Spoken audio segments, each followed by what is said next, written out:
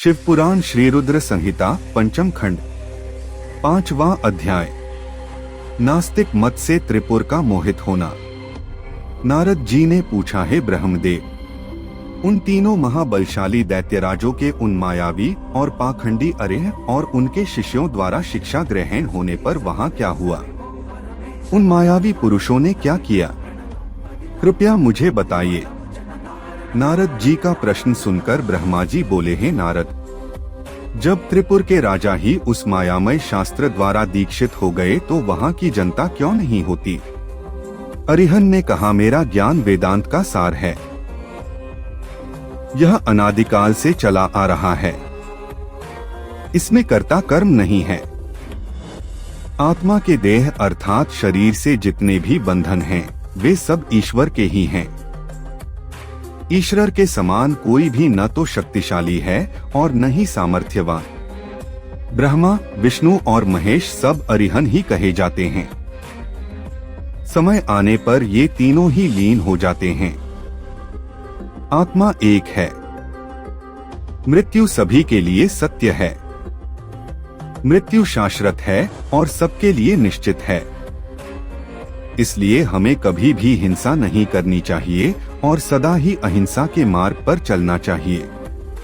अहिंसा ही परम धर्म है। किसी को दुख पहुंचाना महापाप है। इसलिए हमें कभी भी कमजोर और निर्बलों को नहीं सताना चाहिए। दूसरों को क्षमा करना ही सबसे बड़ा गुण है। इसलिए सदा अहिंसा का मार्ग अपनाना चाहिए। हिंसा और लड़ाई झगड़े का मार्ग हमें नरक की ओर ले जाता है। इसलिए किसी को डराओ धमकाओ मत। सदैव विनम्रता का आचरण करो। भूखों को भोजन दो। रोगियों को औषधि और छात्रों को विद्या का दान करो। भक्ति के साथ उपासना करो। आडंबरों की कोई आवश्यकता नहीं होती। मन को शुद्ध रखो तथा 12 स्थानों की पूजा करो, जिनमें 5 कर्मेंद्रियां, 5 ज्ञानेंद्रियां तथा मन व बुद्धि सम्मिलित हैं। इसी धरा पर ही स्वर्ग और नरक दोनों स्थित हैं। अनावश्यक रूप से उनकी कामना मन में लेकर अपनों को कष्ट देना पूर्णतः गलत है। शांति और सुखपूर्वक मरना ही मोक्ष की प्राप्ति है।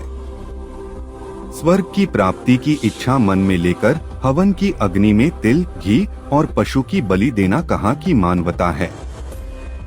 इस प्रकार उन असुर राजाओं को अपना जीवन दर्शन सुनाकर अरे उस पुर के निवासियों से बोले कि मनुष्य को सुखपूर्वक निवास करना चाहिए। आनंद ही ब्रह्मा है और परम ब्रह्मा की प्राप्ति सिर्फ एक कल्पना है। तभी कहता हूँ कि जब तक आपका शरीर स्वस्थ और समर्थ है, अपने सुख का मार्ग ढूंढकर उसका अनुसरण करो।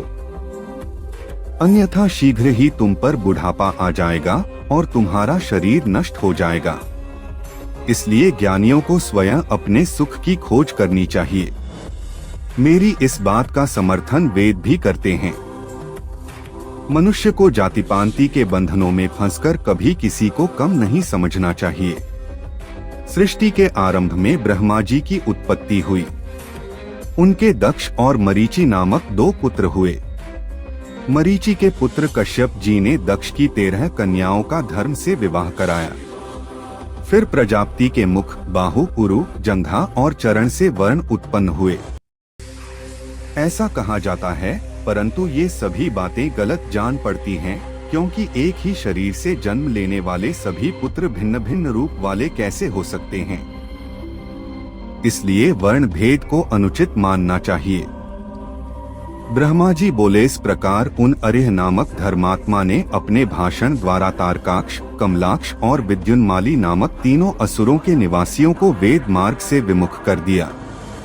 साथ ही उन्होंने पतिव्रता स्त्रियों के पतिव्रता धर्म और पुरुषों के जितेंद्रिय धर्म को अस्वीकार कर दिया।